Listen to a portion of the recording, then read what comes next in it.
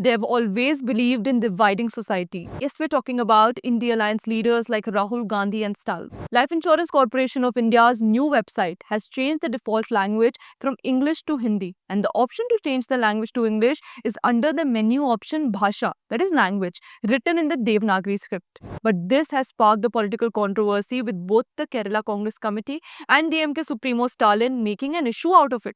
The official Twitter account of Kerala Pradesh Congress Committee INC Kerala yesterday wrote on X, questioning LIC new website using Hindi as a default language. The Kerala Congress termed the act as against the non-Hindi speaking states.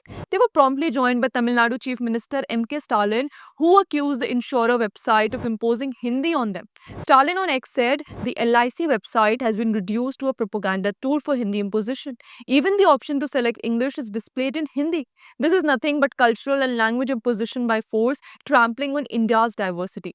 LIC grew with the patronage of all Indians. How dare it betray the majority of its contributors? But then the question comes up, is Hindi not our mother language? And then, what are Rahul Gandhi's views about it, particularly after Kerala Congress and his close ally Stalin have made their intentions clear? Rahul represents the Hindi heartland of Uttar Pradesh in parliament.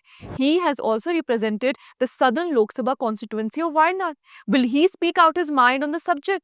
He has once openly said that the south was better than the north.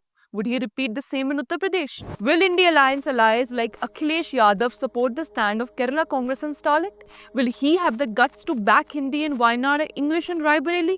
Certainly, Rahul Gandhi needs a lot of answering.